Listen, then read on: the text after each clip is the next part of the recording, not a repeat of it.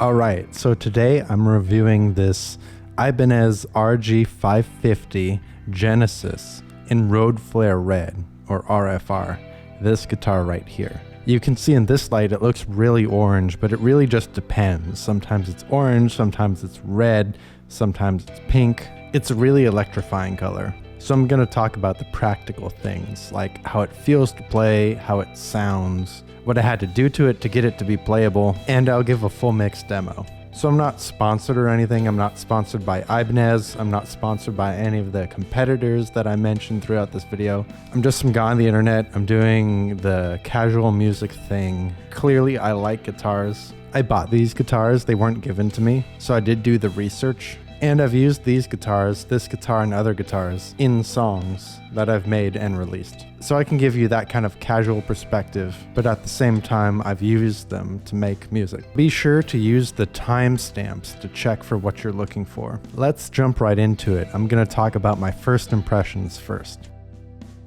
I've wanted one of these guitars for a very long time. One of my personal guitar heroes is Paul Gilbert, and I saw in some of his videos that he was playing an RG with like a bunch of stickers, and I'm pretty sure it was this color. These are always out of stock, but when I noticed they were on sale, I would look at the pictures on Sweetwater. Again, not sponsored. Especially with Ibanez these days, you gotta watch out for things like if the high E string is too close to the edge of the fretboard.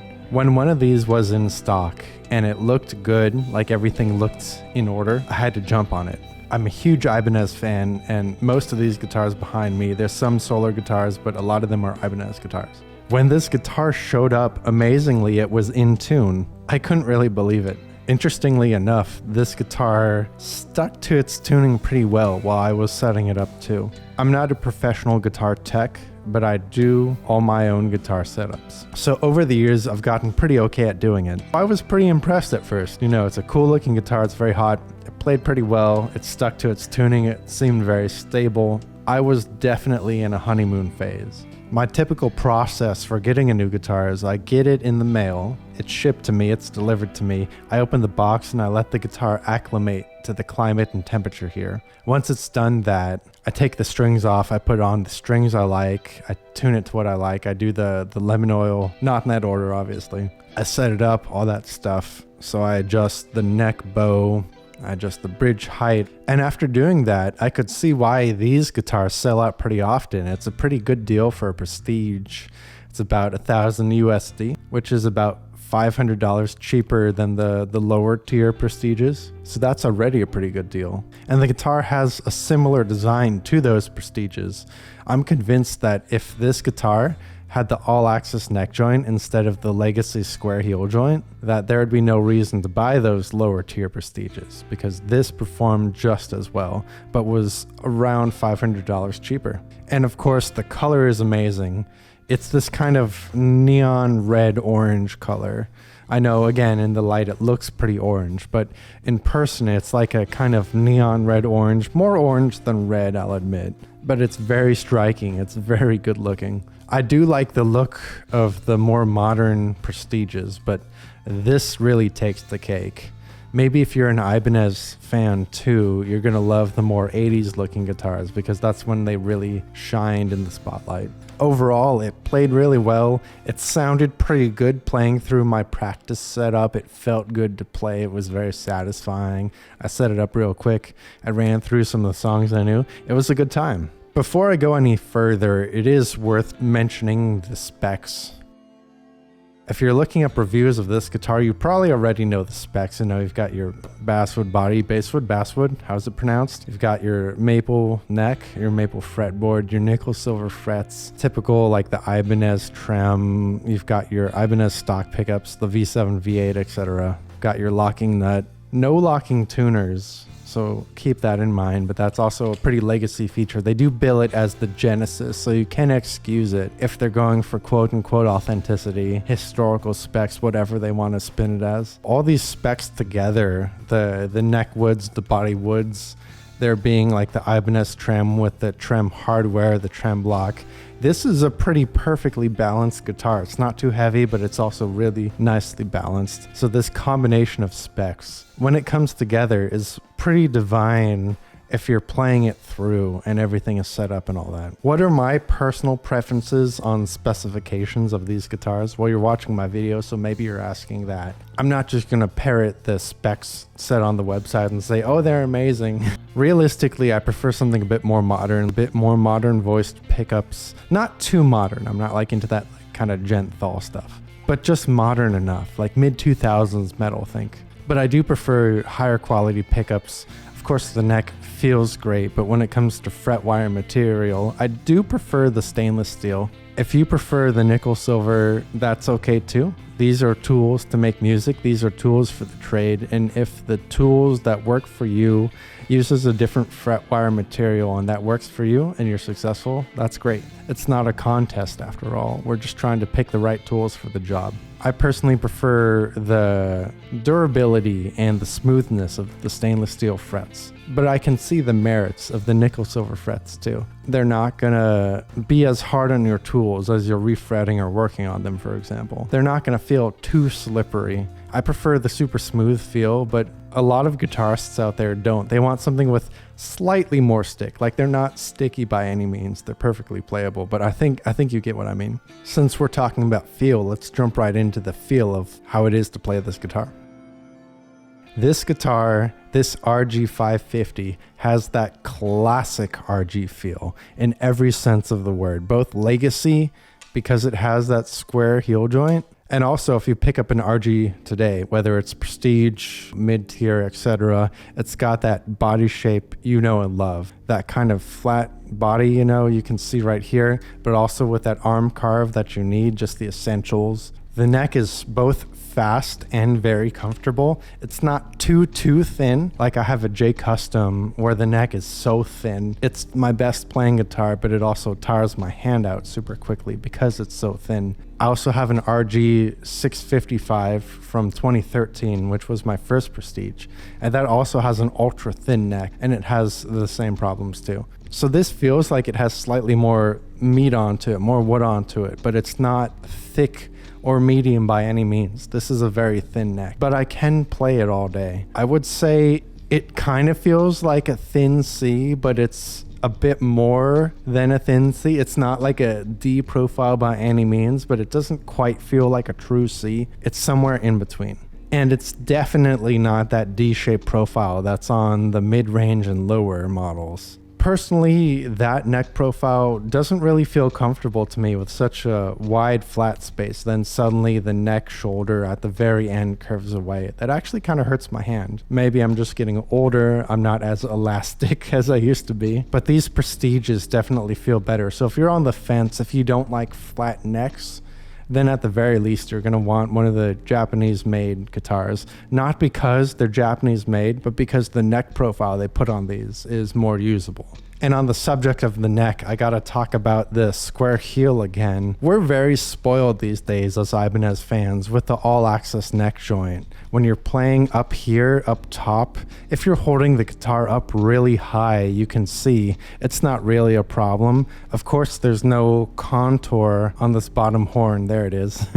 There's no cutaway contour right here. So you can hit the back of your hand right here if you're playing ultra thumb behind the neck style like this and your guitar is really high. Usually I wear my guitar a bit lower than my chin, and that kind of lack of contour is never an issue then. But you do feel this neck joint, and I hate to say it, but especially when playing standing up. When playing sitting down, it's not as bad, but when playing standing up, you do feel the neck joint, whereas the all-access neck joint on my other Prestiges make it a non-issue entirely. So if you're used to a more modern neck joint, you're going to have to kind of plan out and think about, okay, I need to do this stretch right here because this square, I'll try and show it, but this kind of corner right here is going to get in your way a little bit. If you don't go up to this top fret, obviously it's not going to be an issue. If you only go up there rarely, then you can practice to get around it. It's not so bad. It's just you have to hold your hand more at an angle. I'm trying to show it like this, and you can reach the top just fine. Basically what I'm trying to say is if you live and breathe up here, you might have an issue, but if you only go up here sometimes, it'll be okay. It's not the end of the world. And finally, on the subject of the neck and the feel finish on the neck, it's not a completely raw wood maple feel, but they really skimped out on the finishing on it. The higher tier Prestiges, around 2K USD, maybe these days even more as they introduce more expensive models. But the higher tier Prestiges, they really put on enough of the, I think they call it prestige finishing or something like that. But they do add a little finishing and it feels fast and it feels really good. It feels played in. The mid tier Prestiges and this guitar right here, they really skimp on it. Maybe they just spray it a little bit and call it a day. But it does feel a bit more raw. You're gonna have to play it for a few, I don't know, a few recording sessions, a few band practices, really get some oil and sweat into it to make it feel more played in, less raw. Because you know what I'm talking about. You feel wood that hasn't been oiled or anything, and it's kind of dry, and it's not sticky, but it sticks because it's dry. And that's how this felt at first.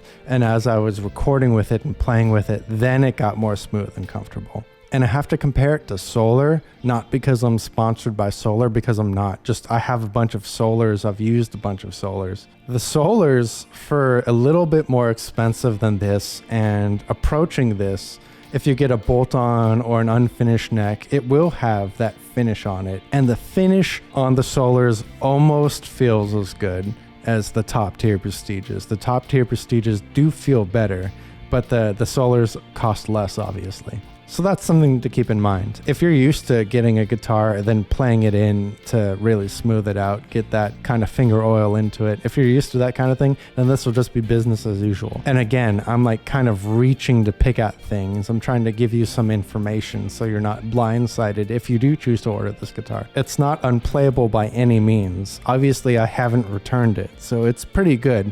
It's still something to keep in mind though, especially in this day and age, where costs are cut, prices are higher, features are added, attention to detail is less, QA is less, etc. Also on the neck are these nickel silver frets. There's nothing to report here. They're great. There's no sharp edges or anything. They play like you'd expect from nickel silver frets, no problems. One final note for playing feel. I've been playing a lot of arch tops, carved tops lately. And so then coming back to this, of course, it's going to feel a bit different because this is not an arch top or carved top. You can see it's pretty flat on top. So it feels okay. It's just fine. It's not like I can't play it. But if you have to lower the bridge a lot, it's gonna be kind of more of a wrist bend. Not as much of a wrist bend as if you were playing on, say, a Matic. But that's also something to keep in mind, which guitar you're coming from if you're considering buying this. So now let's jump into the playability of this guitar here,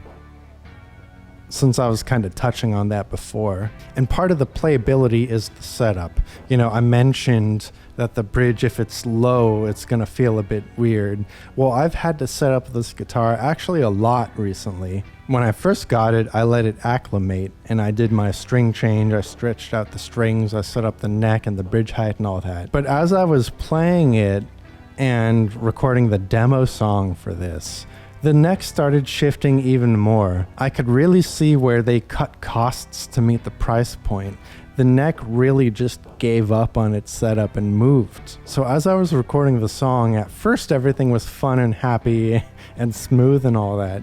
And then things started getting slower and more difficult and I thought, oh, am I getting tired? It's pretty late at night, I've got a day job. I'm almost done with the song. What's happening? And then I took out my measuring tools and I realized, oh, the neck is shifting. The strings are higher up now. So I had to set it up again. I went back, I recorded some parts of the song again because they were getting out of tune. And I was doing that, and then the same thing happened. It was getting more and more difficult. So I was like, all right, it's late at night. I'm going to go to bed. I'll come in and I'll revisit the song later. And I come back the next day after work and I measure the strings and lo and behold, they're higher again. So I've had to set up this guitar 3 times in the past 4 days, which is actually a record, which is surprising given it showed up in tune and it held its tuning pretty well. So I'm a little disappointed there. So that's really, I guess, unfortunate. It brings up a lot of questions. Like, this guitar was a good deal. It's a great value. It plays really well once it's set up. But if I'm, for example, playing live, which honestly I don't do these days, but if I was, and say I go from playing a venue with a stage at some place up north, for example, and then I go down south and I'm playing in a corrugated shack no insulation or anything. Is this guitar gonna hold its setup? Well, it depends how long I'm there. Maybe if I get there late and just show up and play the song, it'll be okay. But if I'm sitting around for a few hours, is the neck gonna shift? I think it would. Thankfully, I can use this guitar for my casual online thing. Here, I just show up in videos with this bright red-orange guitar, like, oh, look at this. But if I was going from climate to climate, I would have serious questions. Like in my area, in my country, it's not so bad. But if I was somewhere going from maybe outside where it snows to inside where it's really warm, I would have serious questions. Of course, you can just retune the guitar. You can set it up once you get to the venue for a bit if you have time. You can do all of those things. Are you going to feel like doing it every time? No. Is there always going to be time to do it? No. Are you going to have enough adrenaline to overcome a bad setup when you're playing live? Yeah, maybe, probably. It's still worth noting if you're considering this though. If you're the kind of person who needs guitar setup more uniform, more the same wherever you go, this might become an issue for you. If you're someone who can play a guitar, whether the action is super high up or super low up, maybe it won't be so bad. And of course, seasons change. We're not all living in perfectly climate controlled houses. Sometimes we're living in apartments in this day and age. Maybe our AC isn't super strong, so the temperature and humidity does fluctuate. That will become an issue over time if you're owning a guitar like this. You will have to retune and reset up every so often. And if you're somebody who knows how to do that, that's maybe perfectly fine. Maybe that's business as usual. But if you're not into that or you don't know how to do that, not everyone knows how to do that, that might become a problem. And from my experiences setting this up, setting up the truss rod did feel kind of janky, to be honest. Like it did do something, thankfully it's not broken, but it didn't work as well as I was hoping. Like on some other guitars, I had to adjust a bit more, then a bit less, and then readjust. It was kind of sketchy. So those are basically all the notes on playability and adjustments. Let's talk about how this guitar sounds real quick. There's going to be a full mix demo later to show you how this would fit in the context of a song, but I can give you a brief summary of how this sounds. Now, these stock pickups, they're not as bad as some of the stock Ibanez pickups like the INF, for example. Those were pretty awful. These are passable. You could keep these in the guitar. It might be okay, but they're definitely not flattering. They sound better when you're practicing or playing live than they do in recordings. If you're listening to these in recordings, they do sound a bit iffy. I've made presets with some plugins and they usually sound pretty good with most all pickups, but with these, they don't sound so great. So if you're a good player, it sounds okay. If you're like a decent player, they sound kind of iffy. This is the first Ibanez in a long time that I'm considering replacing the pickups of. Ever since about 2020 or so, when I started buying the Prestiges again, the pickups have been okay, have been usable. The typical tone zone Air Norton, that's a classic. You know how they're going to sound, so you know what to do to your plugins or your amp to make them sound how you want to. The Fusion edges do get a lot of hate, but I've had good results with them. They actually work for me and my playing style a lot. They work pretty well. But these, they sound better when you're just playing them for practice, maybe live, but in recordings, I'm not really impressed. And also for sound, being in tune is extremely important for sounding good. And the shifting neck of this, again, I've had to reset it up 3 times in the last 4 days. Maybe that's because it was new coming over here from a place with a different climate and average temperature, different humidity. But this is the guitar that I've had to set up the most, is the thing. And in recording sessions, I've had to redo parts the most too. So the shifting neck makes me want to keep this something more as something flashy at home for videos. And then that begs the question, is it even worth changing the pickups then? If I'm not going to be taking this out on the road and I'm not going to be using it too much for stable recording sessions, do I really want to spend the money to buy premium pickups? And do I want to invest my time changing the pickups? Because it does take time to do this. Time that I could be using doing other things. You know, I've got a day job. So after that, I have to spend time writing music, recording music, making these videos. There's really no reason not to take my older, beaten up other Prestige on the road if I was going to play live. Then I could keep this finish immaculate and damage-free at home and then I would just be banging up a guitar that's already seen the road. Or if I like the playability of this and wanted maple, I could take, you know, like a lower tier Prestige. Of course it's more expensive, but I do already own it, and it would be a bit more stable. You know, I'm not telling you this or showing you this to flex, but just if you're considering this or the other guitar, and you have different needs, like you need something a bit more stable, maybe you might want to consider the other one. It would sound better if it stays in tune longer.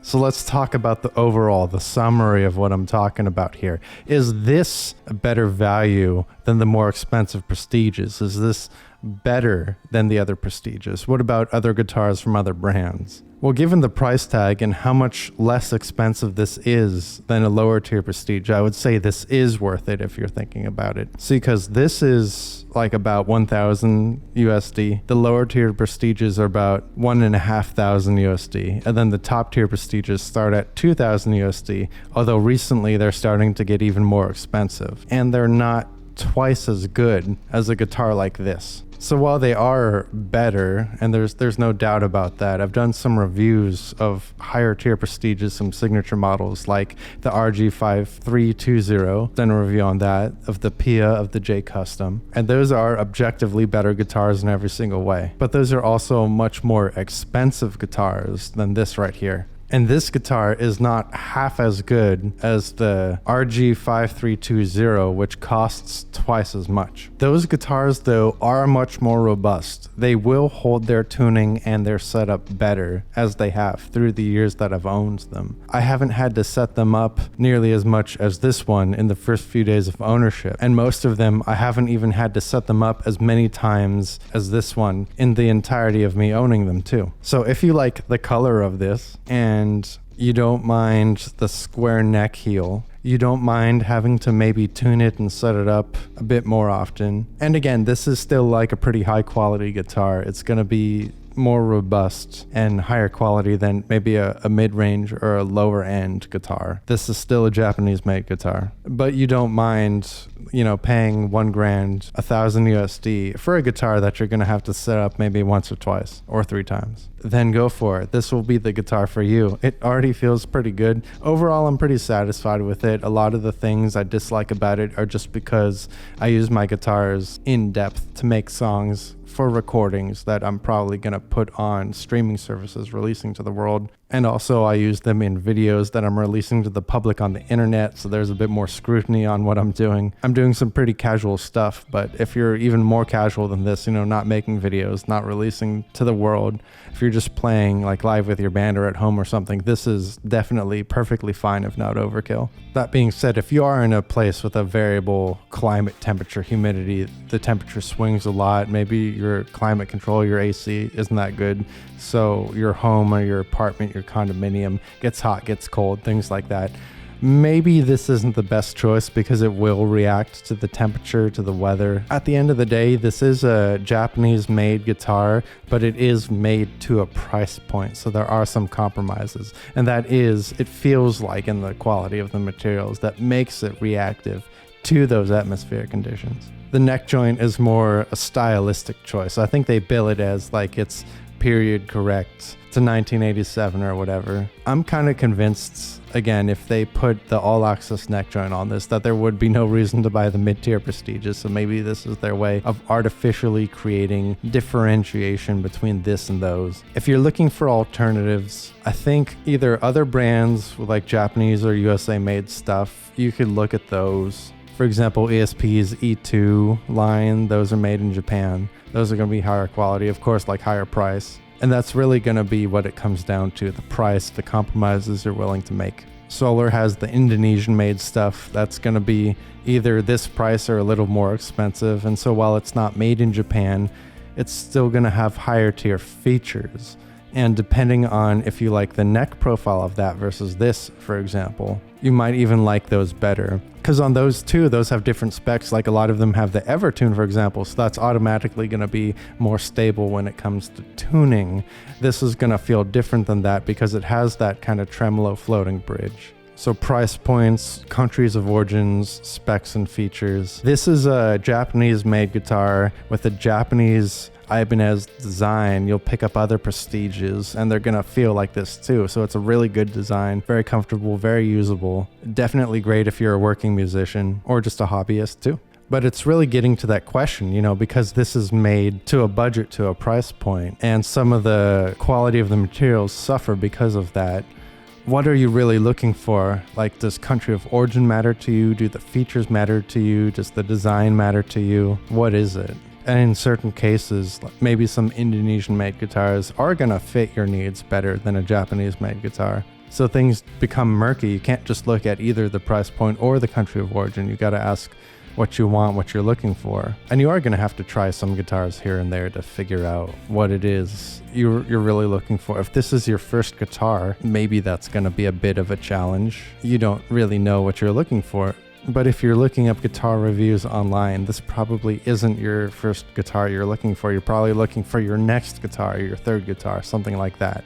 And you're asking, is this guitar in this price point? Is this going to work for me and my needs? So especially if you're looking at Ibanez's too, because I have so many Ibanez. I've talked about Solar briefly. The Indonesian-made Solars, they do get pretty good. I've had no problems with mine. I've had success, at least to my standards. I'm not famous or anything, not getting trillions or billions of plays. But if you're looking at Ibanez and this and other Prestiges, which would I pick? Obviously, I wouldn't pick just one because I've bought a bunch, but I realize that's kind of a safe answer. You don't want me just to say everything is fine, whatever. You want to know if I was stuck on maybe a desert island, I had to pick just one, which one am I going to pick? And so I'll be honest with you, I do really like this guitar. I'm not going to return it. I'm going to use it on songs, etc. But if I had to pick just one guitar and only use one guitar, which one would I pick? It would be one of the top tier Prestiges.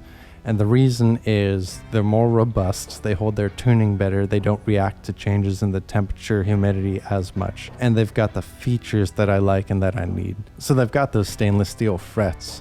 They've got the ebony fretboards. I do like the maple fretboard, obviously. But ebony is my favorite fretboard material of all time, basically. They do have the quote-unquote better pickups. You know, there are some guys out there, I'm sure, who can make these pickups sound incredible, but to me, these are a bit mediocre, honestly. These are okay. I'd be much better off even with the Fusion Edge or the Tone Zone Air Norton, the classic combo, because I've used those so much. Obviously, if there were like bare knuckles or Fishmans or EMGs, that would be even better, but those pickups that come on the Prestige Ibanez's, the top tier ones, those are perfectly usable, and a lot of them these days do come with the Fishmans. They're overall built to a higher standard, and you can kind of feel it. Like, this does feel like a high quality guitar. You come off playing a mid-range Ibanez and then you play this, you can definitely tell the difference. It's night and day. But those other Prestiges, like the higher end Prestiges, you can also feel a difference, although not as much. There are diminishing returns. And we're talking about just buying one guitar here. You can't deny that